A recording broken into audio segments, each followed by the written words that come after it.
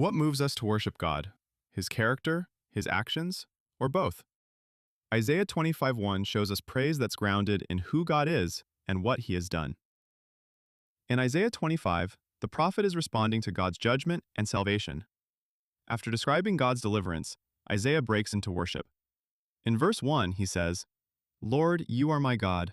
I will exalt you and praise your name, for in perfect faithfulness you have done wonderful things, things planned long ago." Isaiah's praise is both personal and specific, rooted in relationship and in God's faithful actions. The central idea is that worship flows from recognizing God's character and remembering his works. So what is Isaiah teaching us?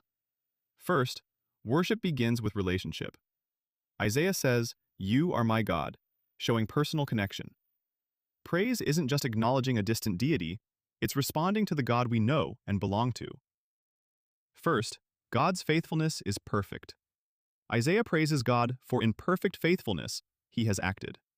God doesn't partially fulfill his promises, he's completely faithful in everything he does.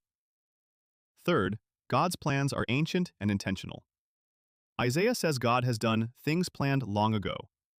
What we see God accomplish isn't reactive or improvised, it's the outworking of his eternal purposes. Here's the challenge. Is your worship grounded in who God is and what he's actually done, or is it generic and disconnected from his specific faithfulness? This passage invites us to make our worship specific and personal.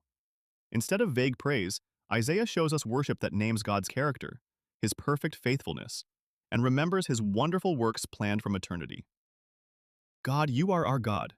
We exalt you and praise your name for your perfect faithfulness. Thank you for the wonderful things you've done according to your eternal plans. Amen.